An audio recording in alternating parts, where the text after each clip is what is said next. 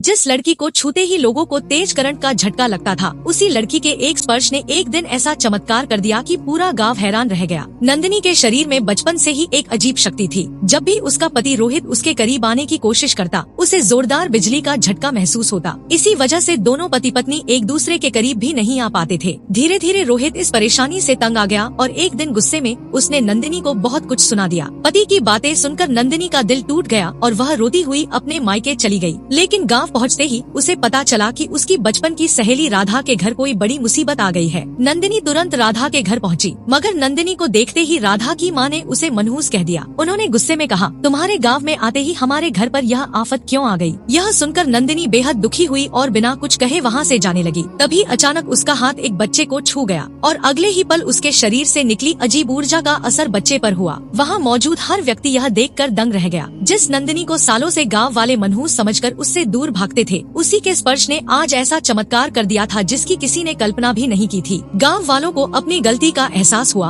और वे नंदिनी से माफी मांगने लगे। कुछ दिन बीते तो नंदिनी और रोहित दोनों को एक दूसरे की बहुत याद आने लगी। अपनी बेटी को इस हालत में देखकर नंदिनी के पिता आखिरकार रोहित से मिलने पहुँचे, लेकिन वहाँ उन्होंने रोहित को नंदिनी के शरीर की उस रहस्यमयी शक्ति का ऐसा सच बताया जिसे सुनकर उसके पैरों तले जमीन खिसक गयी। आखिर नंदिनी के शरीर में यह अजीब शक्ति आई कहाँ से थी? नेक्स्ट पार्ट के लिए कमेंट